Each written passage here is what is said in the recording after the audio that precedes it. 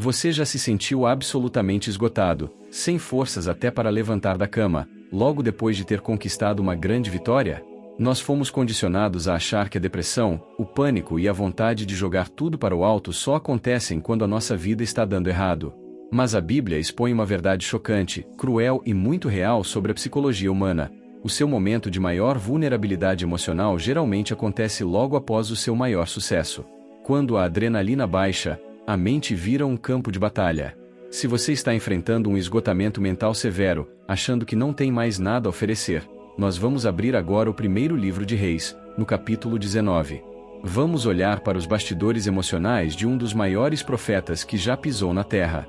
Para entender a queda de Elias, você precisa sentir o peso do dia anterior.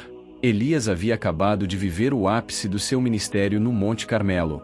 Ele enfrentou, sozinho, 450 falsos profetas.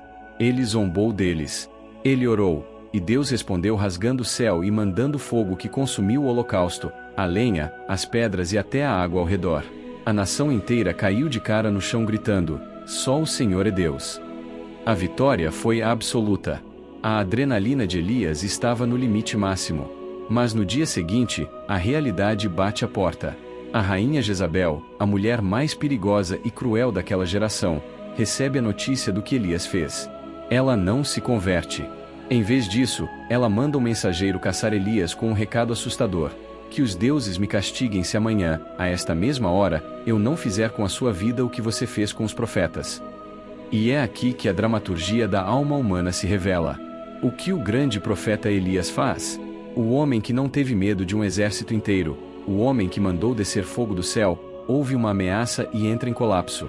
A Bíblia diz que Elias teve medo, levantou-se e fugiu para salvar a sua vida.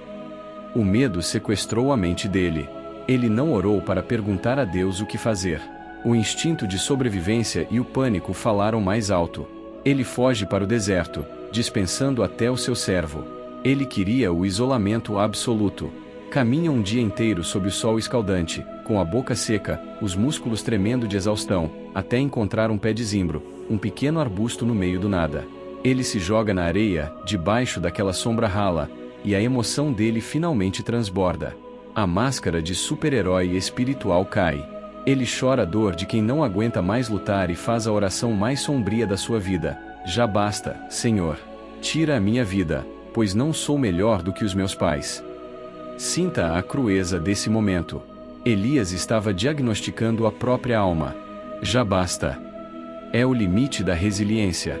Ele estava dizendo: "Eu tentei, eu lutei, eu fiz o meu melhor, mas o mal continua vencendo. Eu sou um fracasso. Eu prefiro morrer aqui na areia do que continuar sentindo esse pânico." Mas veja a resposta maravilhosa de Deus. Deus não esmaga Elias por estar deprimido. Deus não manda um raio do céu para punir a falta de fé dele. O Senhor entende que, antes de curar a alma, ele precisa curar o corpo. Elias não precisava de um sermão teológico, ele precisava de carboidrato e sono. Deus manda um anjo. O anjo toca nele com suavidade e diz: "Levanta-te e come." Elias abre os olhos e vê um pão assado sobre brasas e um jarro de água. Ele come, bebe e volta a dormir. O anjo volta uma segunda vez e diz: "Levanta-te e come, porque o caminho te será cumprido demais." Fortalecido por aquela refeição sobrenatural, Elias caminha 40 dias e 40 noites até o Monte Horebe, o Monte de Deus. Chegando lá, ele procura o lugar mais escuro, frio e isolado que poderia encontrar, uma caverna. Ele entra lá para se esconder do mundo. E então, a voz de Deus corta o silêncio daquela pedra escura: "O que fazes aqui, Elias?" Deus queria que Elias colocasse a sua dor para fora. E Elias desabafa toda a sua frustração: "Eu tenho sido muito zeloso pelo Senhor. Mas os israelitas quebraram a aliança, mataram os profetas, e só sobrou eu. E agora estão procurando matar-me." Elias estava focado no eu. Eu luto. Eu sofro. Eu estou sozinho. Deus manda Elias sair para a boca da caverna, porque ele ia passar. De repente, vem um vento tão forte e devastador que quebrava as rochas da montanha. Mas a Bíblia diz que o Senhor não estava no vento. Depois, um terremoto violento sacode o chão sob os pés do profeta. Mas o Senhor não estava no terremoto. Depois, um fogo intenso varre o monte. Mas o Senhor não estava no fogo. Elias estava acostumado com o Deus do espetáculo, o Deus que manda fogo no Carmelo. Mas depois do fogo, veio o som de um sussurro, uma brisa mansa e delicada. Quando Elias ouve o sussurro, ele cobre o rosto com a capa, porque ele reconhece a presença. Quando a nossa alma está quebrada, desesperada e em pânico, Deus não grita. Ele sussurra. Ele vem na brisa mansa para não terminar de quebrar o que já está frágil. A voz sussurra novamente: "O que fazes aqui, Elias?" E Deus dá a ele a receita para sair da depressão. Ele não diz: "Fique aí chorando." Deus diz: "Volta pelo teu caminho. Vai ungir novos reis, e vai ungir Eliseu para ser profeta no teu lugar." Ah, e a propósito, Elias, você não está sozinho. Eu reservei 7.000 em Israel que não dobraram os joelhos a Baal. O que a caverna de Elias grita para você hoje? Primeiro, a sua exaustão não é um pecado. Não se sinta culpado se você não tem forças para orar hoje. Deus não se assusta com a sua vulnerabilidade. Ele sabe que você é pó. Se você precisa dormir, durma. Se precisa chorar, chore. Deus não te rejeita no seu esgotamento. Segundo, saia da caverna do isolamento. A depressão mente para você. Ela sussurra que você é o único sofrendo, que ninguém te entende, que você está sozinho no mundo.